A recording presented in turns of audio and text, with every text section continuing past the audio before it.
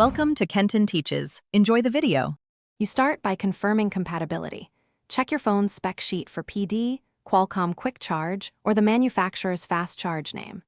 Next, choose a charger rated for the needed wattage, 18W, 30W, 45W, or higher as required, and a high-quality cable, ideally USB-C to USB-C for PD.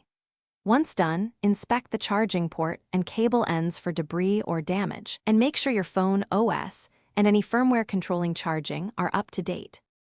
Now you assemble the hardware and settings.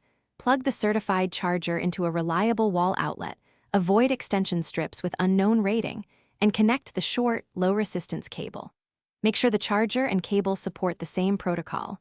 Mismatches often fall back to slow charging.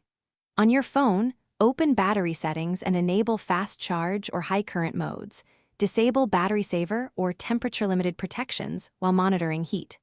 Also, once connected, watch for the fast charge indicator to confirm the higher current negotiation succeeded.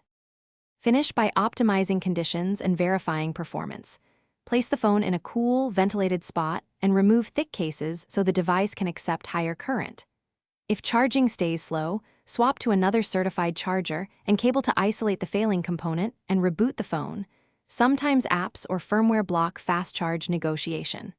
If problems persist, check battery health. An aged or damaged battery often accepts current poorly, and replacing it restores fast charge capability. One key troubleshooting tip: always test with a known good PD charger first. Thanks for watching. Please subscribe if this video was helpful.